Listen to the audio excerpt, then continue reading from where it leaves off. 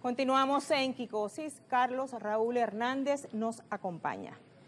En la juramentación del presidente Nicolás Maduro en la Asamblea Nacional, él convocó a todos los sectores del país a una gran jornada de diálogo incluyente. El diálogo, como hemos visto, no ha sacado 20 puntos en los últimos años porque no se han cumplido los objetivos que se han trazado.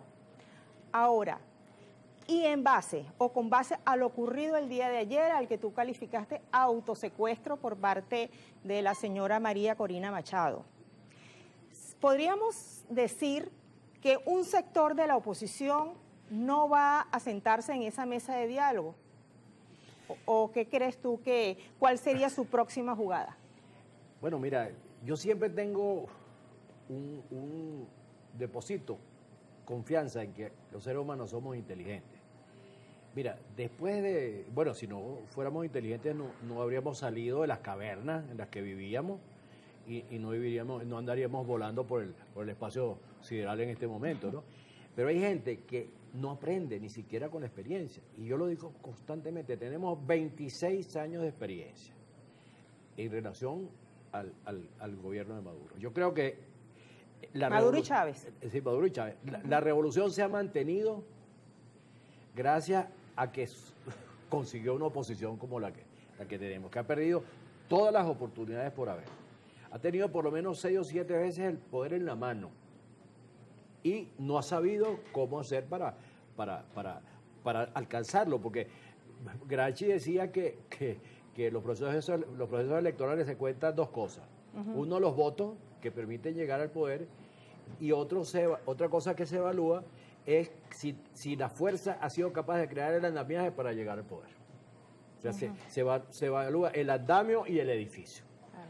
Bueno, y resulta que yo tengo la esperanza de que al fin la oposición radical se dé cuenta de que ese es un camino desastroso. A veces sueño con eso, pero me doy cuenta de que hay un elemento económico muy terrible atravesado. Y es que ese grupo humano que compone esa parte de la oposición vive de eso. O sea, vive de los recursos del Estado venezolano, que los Estados Unidos se los quitó a Venezuela y se los dio a ellos, a través de esa cofradía de vividores que se llama la Asamblea Legítima, y que además, según Julio Borges denunció el año pasado o antepasado, son 10.000 personas que viven del Estado venezolano, pero dándose vida en el mundo entero, es decir, representantes diplomáticos, todo eso entre comillas. Ahora, ¿qué pasa? Que yo creo que ese grupo, el grupo que se cobija en el radicalismo, que por supuesto muchos de ellos están fuera, ha descubierto que si aquí se normaliza, repito, yo creo en la normalización de la vida política, yo no puedo seguir aceptando que la vida nuestra esté marcada por unos locos dirigiendo operaciones desde el exterior, irresponsables como Antonio Ledesma o con cualquiera de esos que están viviendo además de los recursos del Estado, de una u otra forma. Entonces yo quiero un país donde la vida sea normal y seguiré trabajando por eso. Pero a ellos no les conviene la normalización, porque la normalización significaría que se acaban esos privilegios, que ellos están recibiendo una parte del erario público. Claro, eso quería llegar, porque si viven de eso, significa, por consiguiente, que los shows, los que llaman show, autosecuestro, la cantidad de acontecimientos que ocurren en la política venezolana, mira, no van a cesar. Pero bueno, es que ese es el gravísimo problema, que es que ellos viven de ese show, viven de la venta de ese radicalismo de pacotilla. Es decir, viven de eso, ese es su negocio, y además un negocio sumamente rentable. ¿Cuánto le hubiera costado a uno de esos 10.000 vividores irse a conseguir vivienda y manutención en un país extranjero? No, entonces todo eso les llegó como el maná, les llegó del cielo, ellos lo están aprovechando y no les conviene que la situación del país cambie. Pero ¿cómo sí les conviene que cambie? Si ellos toman el poder. Y si lo toman por vía revolucionaria, porque no es por la vía institucional que les conviene tomarlo, porque entonces van a tener un poder compartido, van a tener la Asamblea problemas en la asamblea, diferencias, lo que es un sistema democrático, ¿no? Van a tener gobernadores de gobierno y de la oposición. No, ellos quieren el poder total para además entonces seguir manteniendo ese sistema de vida y perseguir y aplastar a todo el que no piense como ellos. Es decir, yo la verdad que le tengo mucho temor al autoritarismo que han demostrado esa gente, ¿no? ¿Tienen todas esas facturas guardadas en caso de...? Claro, y entonces es que tú ves que, bueno, el otro día un señor, que un hombre muy raro, ¿no? Que es un tipo llamado José Analio. O sea, yo no entiendo cómo se puede llamar a alguien Analio. José Analio no sé qué cosa, ¿no? Amalio, José Amalio No, Graterol. Analio, digo, José Analio. Ajá. Bueno, entonces yo les digo a la oposición, cuando estaba con la cosa esa de las actas, ese disparate, ¿no? Decía, mira, hay un principio fundamental en el derecho, las bases del Estado de Derecho dicen que tú no puedes, la carga de la prueba la tiene el acusador.